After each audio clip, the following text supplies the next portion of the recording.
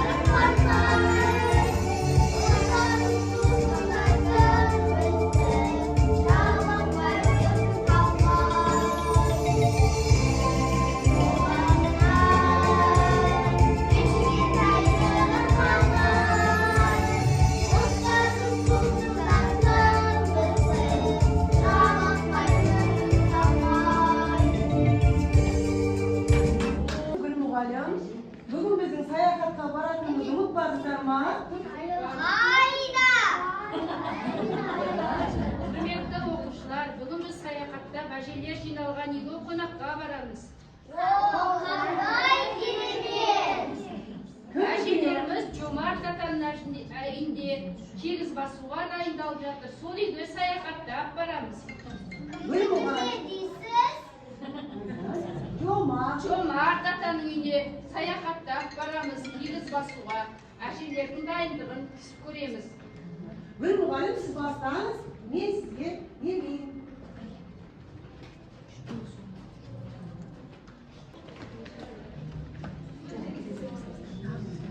Тамарсыздар ма тегіз? Қалмаңыздар, әжелер өнегесін көріп, жұрттан шашынсыздарыңыздар. Ертегесін күлім дейді, ұрысқаны білім дейді, маңдайыңыз кеп дейді, құлын шағым күнім дейді, әжелеріміздің де өнегесін тыңдаудан тыс қалмаңыздар.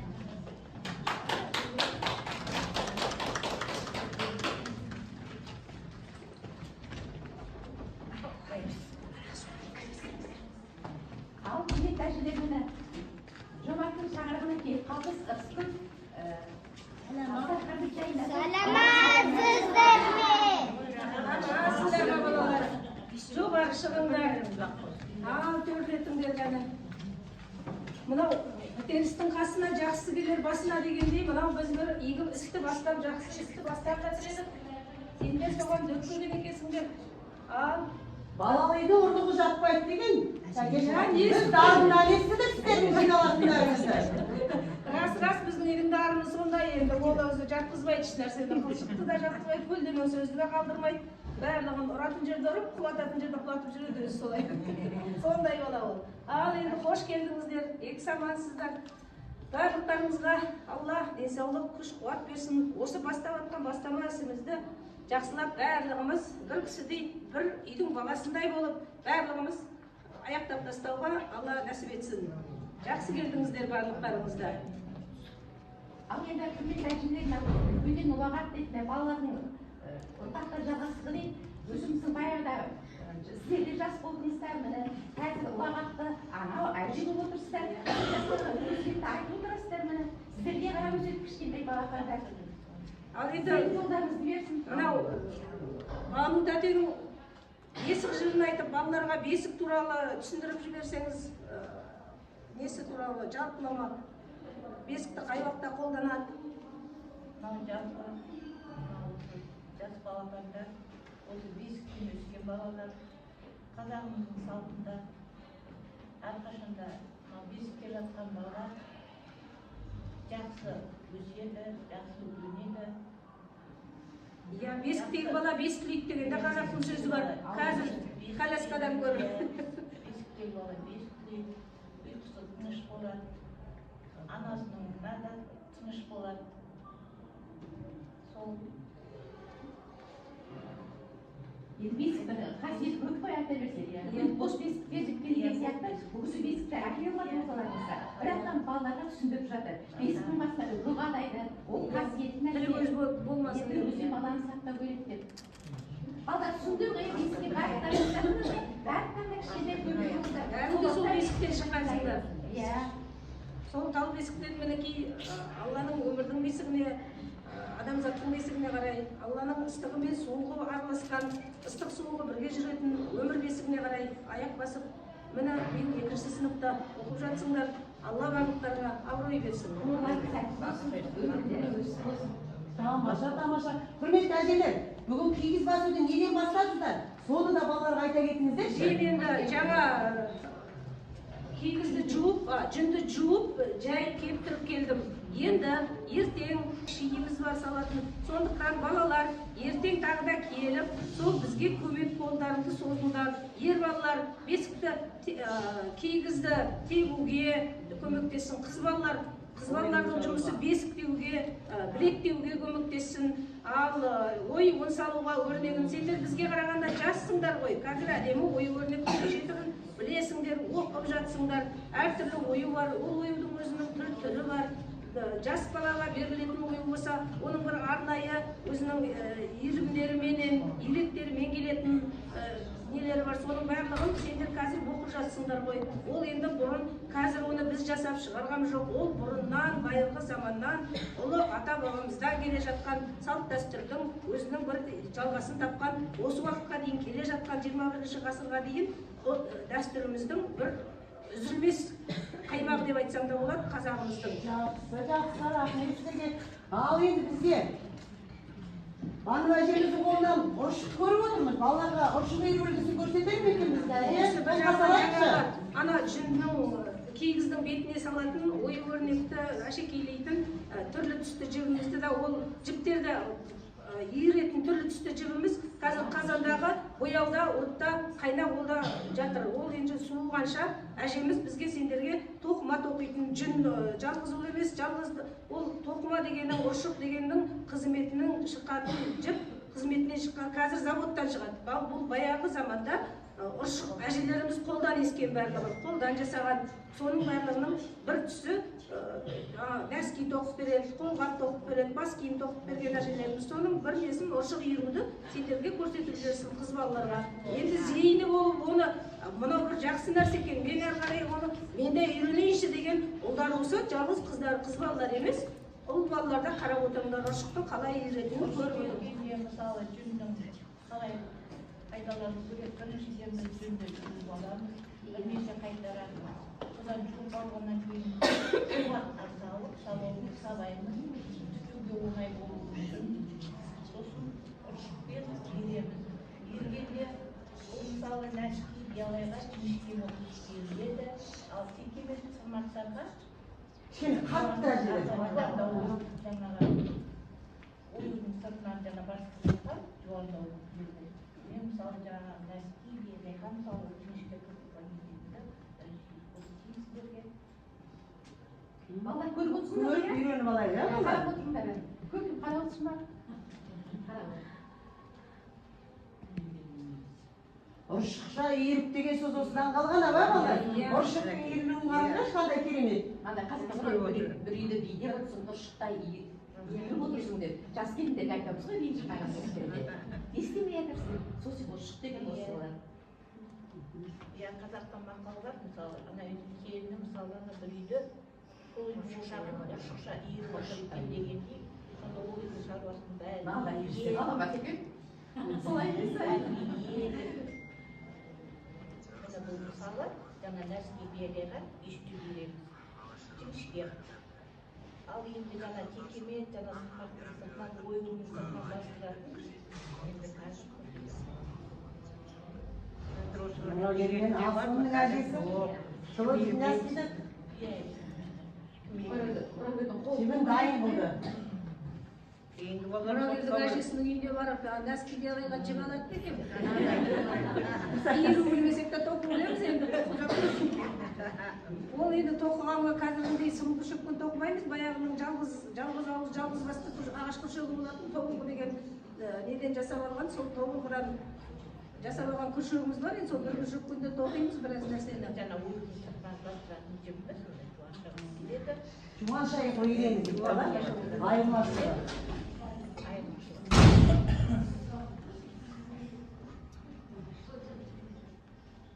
Кесте тоқиғасыңдар ма бала? Жуа тоқисыңдар ма, кесте тоқисыңдар ма?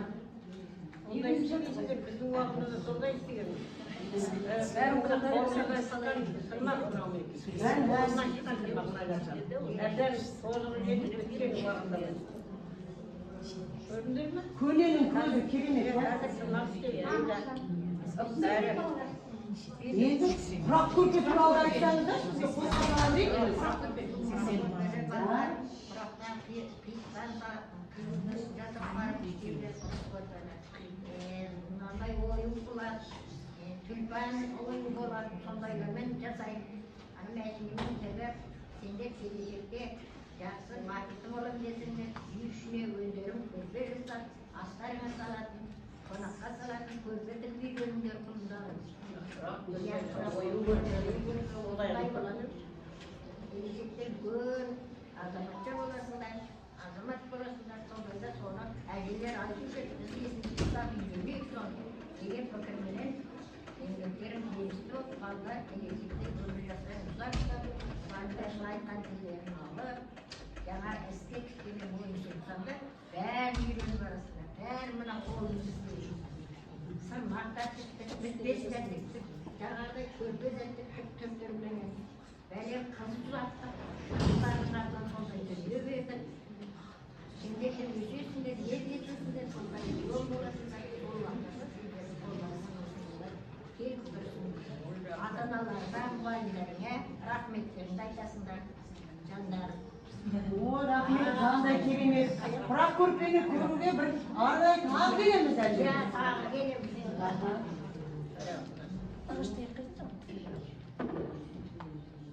кейін тігіп болды ма құрағым Келін ұялшақ болды ғой, құрағыңыз балаларға көрсетпедіңіз бе бері қарай? Құрағыңызды алып шығып. Ол келіннің жас баласы бар жылап кетіп қалды. Екеуміз қиын адамымыз ғой, көрсете берейік. Бұл дегеніміз міне құрақтай бастарың осындай құралып, үлкен дариядай, теңіздей осылай бір кісідей, бір үйдің баласындай болып, осылай бірге ауыздарың барлығы бірлікті болсаңдар, тірлікті болсаңдар, осылай дәл осы құрақтай болып құралып, ара жіктерің ажырамай, бірін-біріңе себепші болып жүре аласыңдар. Сондықтан құрақтай болу үшін не істеу керек балалар? Бірлік болу керек. Бірлік бар жерде тірлік бар деген. Сондықтан бірлікті болыңдар, ауыз бірлікті болыңдар. Қазақтың сөзі бар ғой, баяғыда бесіктінің белі сынар, бесіксіздің белі тұнар деген. Бесіктінің белі тұнар дейді. Бесіктің белі сынар. Бесіксіздің белі сынар. Сынар. Иә. Енді оның сөздің түбатасына әр жағына қарасаңыздар, баласы бар адам баласын сылтауратып барып демалып келеді екен. Бесікке барып жаңағыдай баланы емізіп келеді, тамағын беріп келеді, оның асты үстін ауыстырып келеді дегендей. Ал бесігі жоқ, баласы жоқ, кішкене стажы бар адамдар, олар таңнан кешке дейін сылбылдап жұмыс істей береді. Сондықтан жаңағы Айнеш келін енді баласы шырнақ қалды ма қарай кетіп қалды. Енді оны көрсете берейін, айтып негізгі тігуші әйнек. Оған бел келмейді, аяқ келмейді қазір.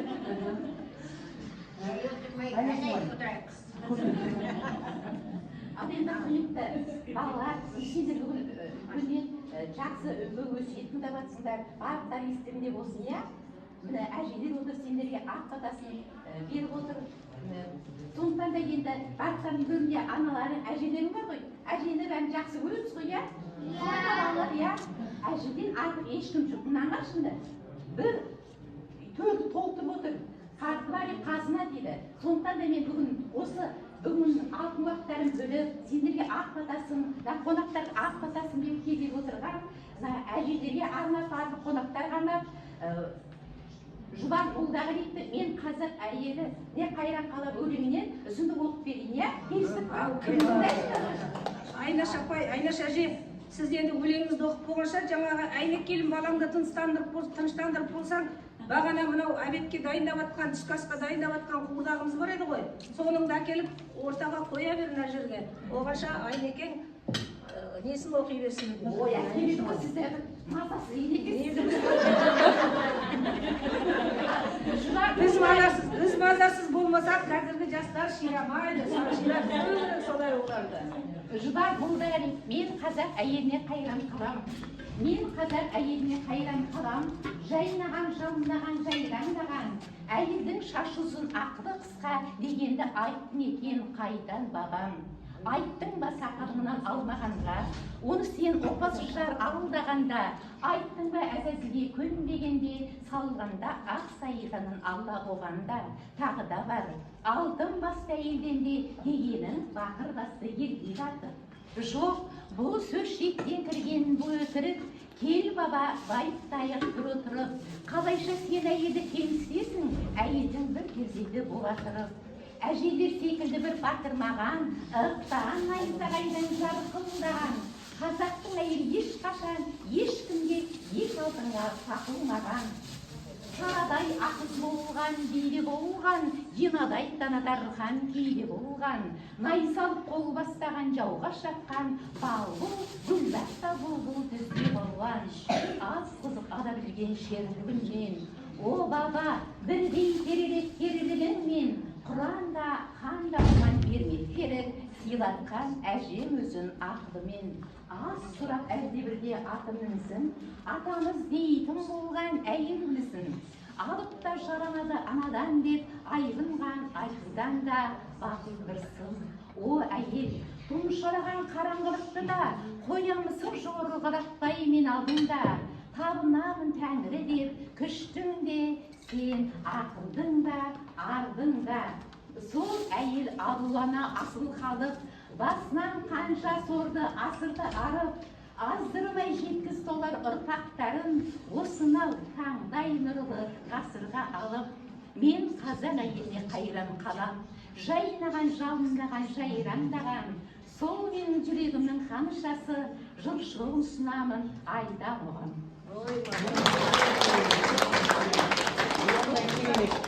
Сендер ұнады ғой, иә? Сіздеріңіз болып өсіп келе жатқан міне, асқан немелеріңіз айдадаланып көркем соғып шеберлері бізге, иә? Керемет. Ал енді балдар, мен сендерге бір сырымды айтайын. Мен бұл өлеңді қашан жаттадым деп мен сұрасаңдар, мен бұл өлеңді 4-ші сынып оқып жүргенде жаттаған боламын. Мен сендерді осы-осыдан жаттап жүрсеңдер, жаңағы поэзияға құмар болып, мен сендерді миланға қалады, мен сияқты 70-ге дегенде сендерді айтып тұратын боласыңдар. Мен бәрі кітабын қоймайсыңдар. Айнашыда, алдымдаққа жаяу тасыйды ғой. Рас айтады. Жаяу тасыйды. Ал енді, ыстық тамақ әкеп жатсыздар. Бұл өзі бұрынғы әжелерімізді естейтініміз, әдеби кітаптардан оқимыз. Киіз басуға жиналғанда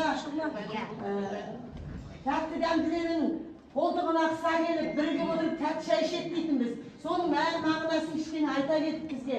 Тағам түрлерін балаларға хабардар етсеңіздер, құрметті әжелер. Ал енді баяғыдан келе жатқан қарсы ғой. Алғашқы соғым сойған уақытта арағұмзақ дейді оны. Арағұмзақтың болмаған үйде ондай береке ырыс болмайды дейді. Сондықтан қарақұрдақ бірінші соғым сойған күні беріледі ғой бұл тағам. Мінекей, мына құтты қонақтар келгенде сондай уақыттарда осындай қуырдақ қуырылады. Осы қуырдақты жеген адам яғни нәсіл көп болады, дендері сау болады, несібелері мол болады дейді. Сол үшін мына қуырдақтар, мына қонақтар, мына балалар, барлықтар ауыз тиімде боласыңдар, ертең үлкен азамат боласыңдар, азаматша боласыңдар. Сол уақытта әжелер айтып еді, осы қуырдақты қуырайық деп ойлайсыңдар міне. Осы серіңе ұмытпаңдар. Малды алғашқы қан шығарып, бата жасап сойғаннан кейін сол күнгі тамағың, сол малдың етінен жасалған тамағың көп болса, жыл бойғы азығың да көп болады дейді. Мысалға, Алла соған береке береді дейді. Сондықтан мынау енді қуырдақтың көкесін түйе сойғанда көресің деген де сөз бар. Өйткені не себепті? Ол басқа малдың етінен гөрі түйенің еті көбірек. Сондықтан да айтылған сөз болар мүмкін енді. Оның түбатасын енді бізден де арғы бабаларымыз, арғы ата-аналарымыз айтылып қалған сөз ғой. Біз одан кейінгі соны келесі мына өскелең ұрпаққа біз жеткізушіміз. Осыларға насихаттаушымыз. Ал енді мына жердегі тағам түрлерін сіздерге таныстыра кетсем, мына жерде мінекей мынау сары ірімшік. Мынау кәдімгі, бұл алғашқы сиыр біз аулаған күні соның уызынан жасалатын мәйек деген не бар? Жасалатын осы сүтті арнайы ұйытатын. Ол уақытта баяғыда ондай қазіргідей бар ғой неше түрлі ұйытатын заттар. Ондай нәрсе қолданбаған. Жас малдың ұлталарына алғашқы біз аулаған сиырдың ащы уызын құйып, соған ашытқан оны. Сол ашып, әбден бұршып тұрған кезде сауып әкелген таза, свежий, сауып әкелген, жаңа сауып әкелген сүтке әлгі жаңағы мәйекті салып бір 15 минут қойып, алып тастап, қайтып келсеңіз, жарты сағаттан кейін ол сүт үйіп тұрған дірілдеп. Сол үйіп тұрған сүтке осыны отта көп уақыт қойып қайнатып пісірген. Ал енді оны сол сүттен жасалатын болса алмаса бәріміз де жейміз. Майымыз бар қазір мінекей. Бұл майда сол арнайы сүт мәшинеден тартылады, ол қаймақ болады. Қаймақтан кейін оны бірер уақыт қойып мұздатып салқындатып аламыз да май жасаймыз. Есімізде қалмайды ма балалар? Жаттап қаладық па? Естеріңде болсын. Майды сұрағанда гүл мұғалімге айтатын болды. Ал енді мына жерде мына құртымыз бар. Бұл енді бұл құрт та, бұл құрт әртүрлі формада, әртүрлі неде жасалған, сондықтан бұл құрттың да бұл да негізгі түбатасы сүт. Бұл да сүттен жасалады, сүт тағамы бұл да. Ал енді балалар, жаңа анатасы, асатасы нан дейді ғой енді. Жаңа асысын ішкен нанды бір шайқымыз керек еді. Міне, алдарында наны неше түрлі иә? Ол білесіңдер ғой, иә?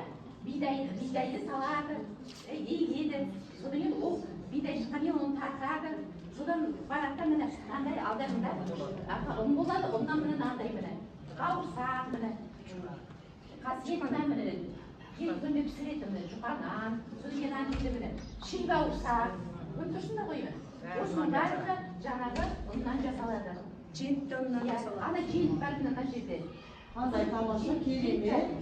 Ұннан жасалады. Естіп оқып алатырмыз ба? Ал әжелерге қоятын сауалнамамызды. Ал. Қандай ой ұмыттыңыздар? Ал әжелер. Баланың үстеме, баланың үстеме. Ал бақан тектік.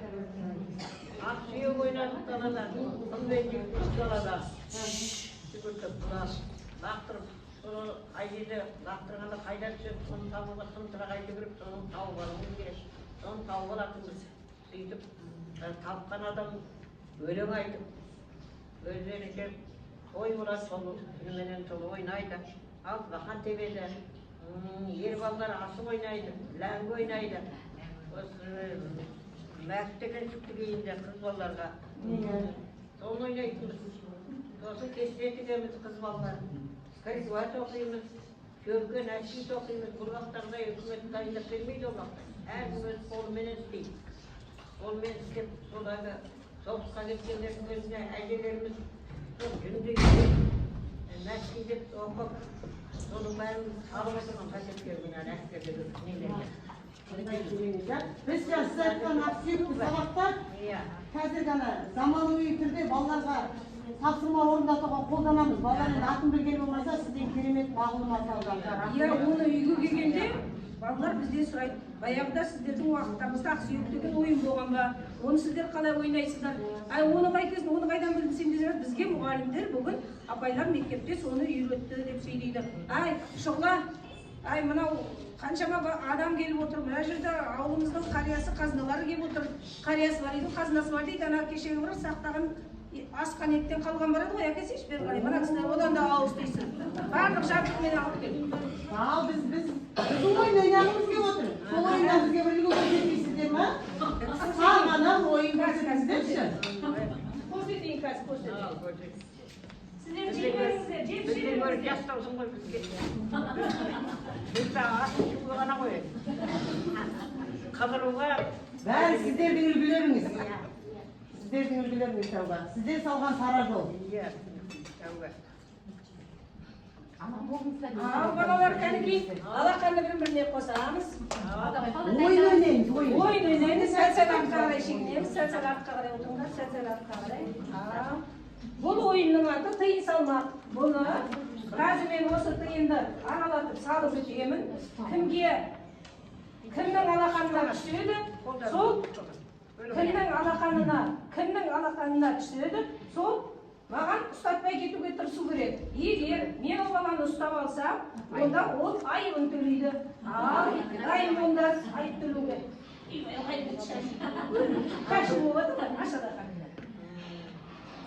Кәнекей, бұл сендер өздеріңнің қарындас, апа, балаларымен үйде ойнауға болады.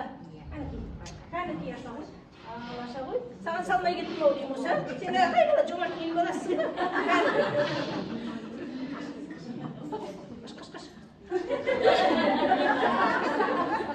Алайын төле.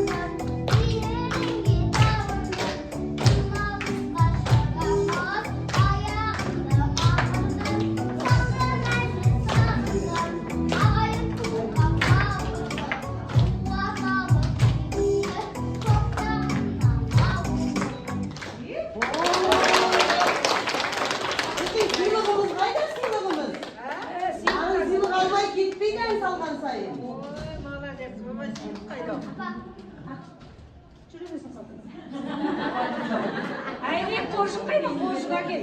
Қоржында ішінде бірдеңе қалды екен, қалмады екен. Мына балалардың өлеңі тамаша екен, мыналарға бірдеңе беру керек екен, мыналарына. Әкелер бізде қарап отырмай, дарының әрі қарай жалғасты. Бір ән басып жіберіңіздер, бір-екі жұмақ. Дарын саған әжелердің атынан. Еркем, еркем, ай, еркем, еркем, еркем, ай.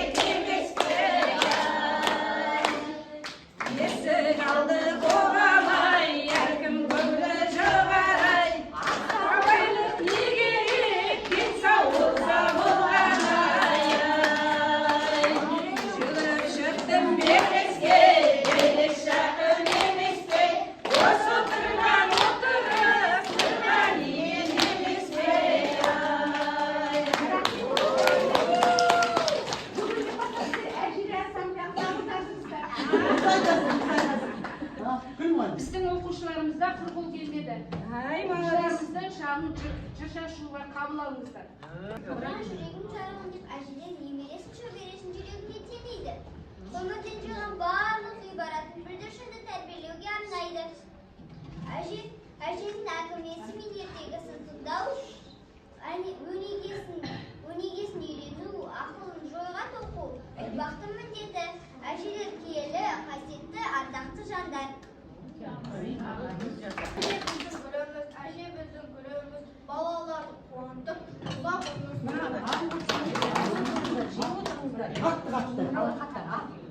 Әжем менің әнімді, әдесі жан бол деген, атасы шанамда, атасы күйден сүйбе.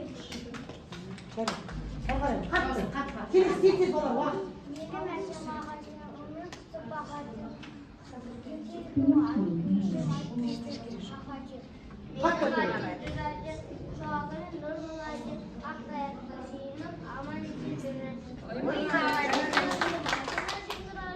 Anam үшін мен үшін нағыз әжем ағажем. Жақсы көрем әжемді. Әжем де менің доқсыға, мейірімді оқысты, қандай ғазап көрсетті.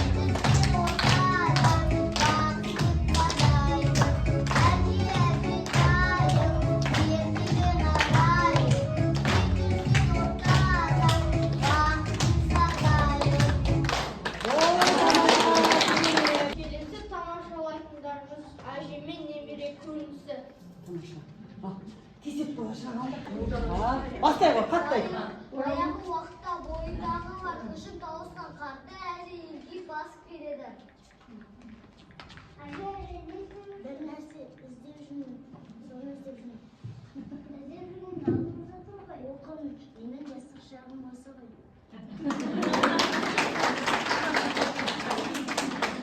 Айналайын қуыштақтар міне, сендері біздің жастық шағымызды есімізге түсіп, көзімізге жас келді. Біз де сендердей болғанбыз. Аман болыңдар, өмір болыңдар, ғұмыр болыңдар. Ал енді бар ғой, мынау бағанадан бері енді біздікі әже болғаннан кейін дейді, несі болғаннан кейін сендерге тамақ беру, жақсылап әйтеуір аш шықпасын деп, ендігі шаруамыз мына балалардың өнеріне қарай бір сыйлық берсек, бұларға қалай болар екен? Мына қоржынның ішінде бірдеңе бар ма екен, жоқ бұдан өзін байқайтын екен. Қоржыныңыз толы сияқты ғой, бізді сыйлықсыз қайтармаңыз. Ол қоржынның ішінде бағана ғана келіннің құрап отырған құрақтарының қалдықтары да жүре береді. Қоржынды дәу болған ойлап қалмаңдар, толып тұр екен деп, толып тұрғандығы да жоқ. Bizim muhalif ekmeğimizge de veriyorsunuz be. Sizge mi? Sizge ne vereyim buyur. Bırak, güneşe ben bulay ver bulayım. Ana udanma. Dalada жүресіңдер, сыртта жүресіңдер. Сондықтан сендер көздеріңді желден, шаң тозаңнан қорғанып өзін көйлек киіп жүріңдер. Ал енді қыздарға сендер қолаң шашты қыз болыңдар, өсіңдер, өніңдер деп сендерге резинка беріңдер.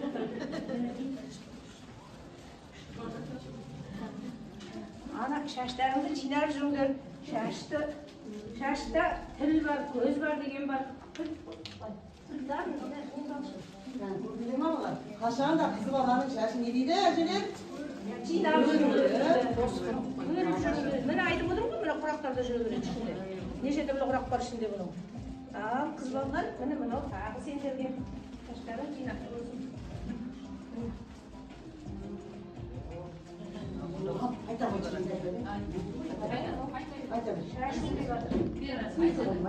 Айтқан сөзді даражым, аман болса көреді, қызығымды әрәжім, ауырғанда мен үшін әр сүйгені тәрәжім. Жақсы көреді, күндей күліп келеді, көп ертегі біледі, маған айтып береді, менің әжем бұл әжем. Жарайсың. Менің әжем бір әжем, бағым ол бір әжем, ақтайыққа сүйініп, аман есен бір әжем.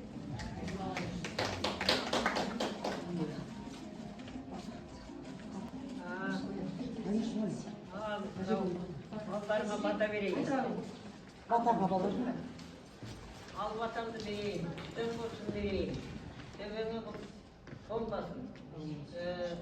Басында күн ұялап, әр уақытта қолдасын. Қыдыр балам қолдасын. Елдерің сау болсын, нәсілдерің мол болсын. Көргендерің қызық болсын. Мынау үлкен азаматтыңдар, азаматша болыңдар. Өліңдер. Мынау мұғалімдеріңе кір келтірмеңдер.